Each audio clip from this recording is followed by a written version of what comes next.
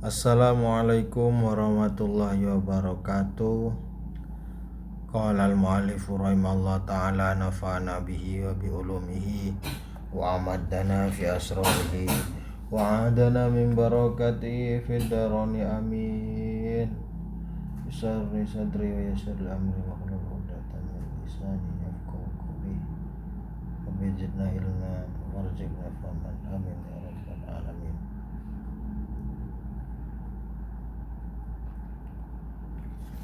Baik, kita akan melanjutkan makalah selanjutnya.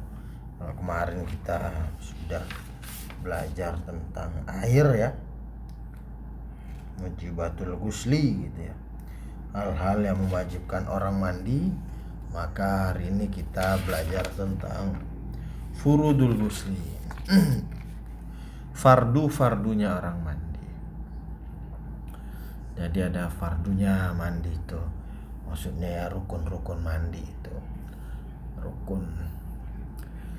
Bismillahirrahmanirrahim. Faslun furudul ghusli itsnaini an-niyatu wa ta'mimul badani bil ma'i. Faslun utawi ikilah fasol furudul ghusli itsnaini utawi pira-pira fardune adus iku loro.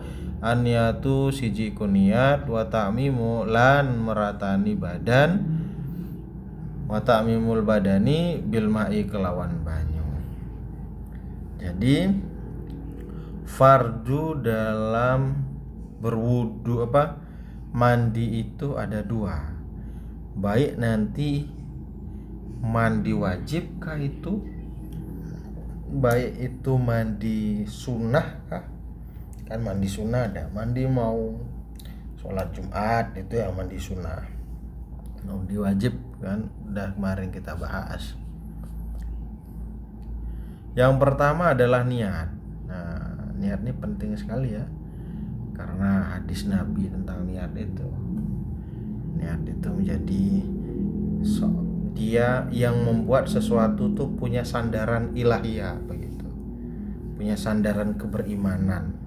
Dari yang tadi hanya kebiasaan, lalu ketika dia niatkan dia punya sandaran, dia punya tujuan, goals yang lebih dari hanya urusan dunia tapi juga urusan din begitu. Itu fungsi dasar saya rasa dari niat itu ya. Yang pertama adalah niat. An-niyatu siji iku niat. Niat sing koyo apa kae. Rukun mandi yang pertama itu adalah niat. Misalnya orang junub, Anda adalah seorang sepasang suami istri, lalu melakukan hubungan gitu. Maka Anda berniat untuk menghilangkan jinabat yang terdapat di diri Anda. Atau orang yang haid, nifas, maka mereka berniat menghilangkan haid dan nifas di tubuh. Nah, masing-masing dari ketiga tadi itu, baik orang yang jinabat, orang yang haid, orang yang nifas itu berniat melakukan mandinya mandi fardu, atau berniat melakukan kewajiban mandi atau mandi wajib, gampangnya begitu ya. Nah, tidak cukup hanya mandi saja. Jadi kalau mandi saja itu terkadang kan kebiasaan, itu bukan satu ibadah itu. Perempuan haid dan nifas. Nah, ini penting ini tentang haid dan nifas. Wacana tentang haid dan nifas ini harusnya dipahami oleh seorang ayah ya, biar dia bisa memberikan satu pemahaman dasar kepada anaknya itu ya, perempuan. Ini paling penting lah menurut saya, ini dari kesibukan orang tua hari ini ya. Dari semua polemiknya itu, ini saya rasa paling penting itu. Perempuan boleh berniat mandi agar dihalalkan berjima. Nah, ini dari segi bahwa kehalalannya tersebut bergantung pada mandi. Jadi supaya sahlah berhubungan itu. Nah, kapan membaca niat itu? Kapan niat itu kita baca? Niat mandi wajib itu bersamaan dengan awal bagian yang dibasuh. Misalnya kita basuh rambut kah dulu, perut kah dulu, lutut kah dulu, betis kah dulu. Nah, baca niat itu berbarengan dengan itu, bersamaan dengan itu. Karena seluruh tubuh orang yang junub adalah seperti satu anggota badan, utuh dia. Dia tidak partisi tapi utuh. Apabila ia melakukan niat setelah membasuh bagian tertentu. Nah, kalau kita berguyur dulu badan kita, baru kita baca niat, nah tidak sah. Kita niat dulu berbarengan dengan itu, nah itu baru sah. Kalau mandinya pakai shower gimana bang? Ya, nyalakan showernya barengan sama berdoa. Kalau mandinya di kolam renang, wah gimana bang? Angel meneh. Atau di kali, ya dibaca itu berbarengan. Apabila melakukan niat setelah membasuh bagian tertentu, bagian badan ini tadi, maka harus mengulangi. Dengan demikian, kewajiban menyertakan niat dengan awal bagian yang dibasuh agar bagian tersebut dianggap sah. Bukan niatnya yang dianggap sah, bagiannya yang dianggap sah. Kenapa begitu? Karena niat tetap sudah sah meskipun tidak dibersamakan dengan awal bagian yang dibasuh. Sing jenenge niat ki wis sah. Itu poinnya tentang niat ya. Baca niat itu berbarengan dengan kita membasuh badan atau mengguyur badan pertama. Lalu kedua adalah wa ta'mimul badani bil ma'i, meratakan air ke seluruh tubuh. Meratakan air dalam tubuh zahir ya. Nah, tubuh ini ya termasuk hidung, ujung jari. Kalau kalian menggunakan cincin atau hidungnya ditusuk apa, biasanya orang-orang itu perempuan-perempuan kan ada yang dipasang tindik-tindik itu ya. Ya itu wajib dibasuh karena untuk air tuh kena pada bagian dalam kulit itu tadi yang barangkali ditutupi oleh bagian-bagian itu.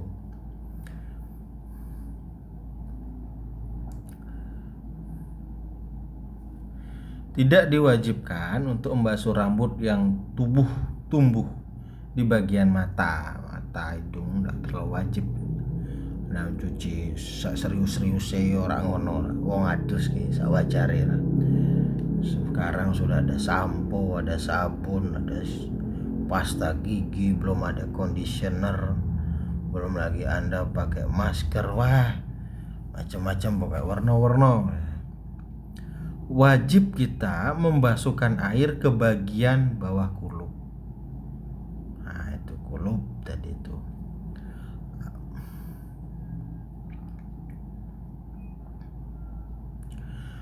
Wajib juga untuk kita ketika kita mandi tadi meratakan air tadi pada bagian yang paling dasar dari rambut. Pangkal kepala itu ya, digosok-gosok itu. Karena itu kan di dalam soalnya itu harus ya, itu kan pelajaran kalau Anda sering ke salon, para perempuan itu ya, sering ke salon gosok-gosok rambut itu di apa namanya, istri saya sering tuh salon apa kerimbat itu kan digosok-gosok ya. Nah, itu dia tentang bagian-bagian rambut yang ditempati ya.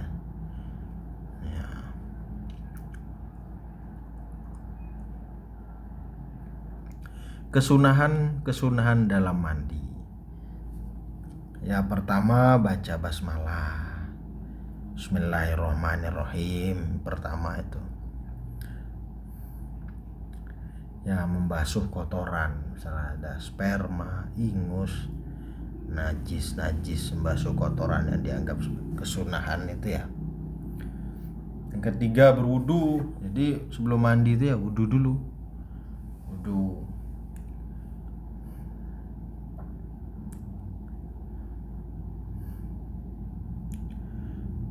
Di sela-sela rambut kita itu, lalu setelah wudu ya rambut kita digosok-gosok. Atau baiknya juga dalam kita mandi itu yang diutamakan dulu bagian kanan tubuh kita, gosok-gosok tubuh, pertama menghadap ke kiblat. Nah, mandi itu yang menghadap ke kiblat, jangan hadap ke tempat yang lain gitu.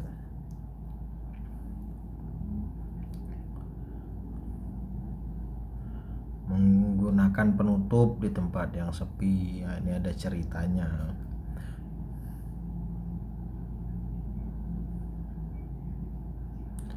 Membaca doa syahadat setelah mandi tuh.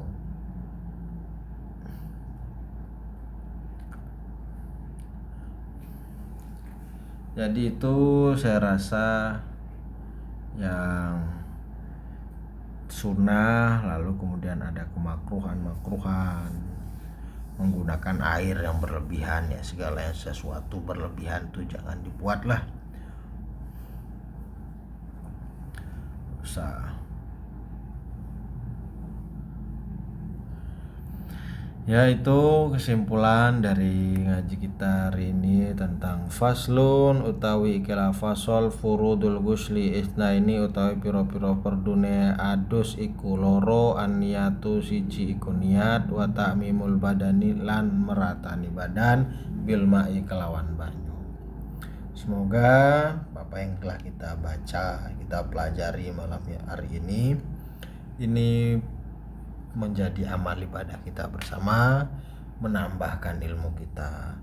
Wabillahi taufiq wal hidayah, waridha wal inayah. Wassalamualaikum warahmatullahi wabarakatuh.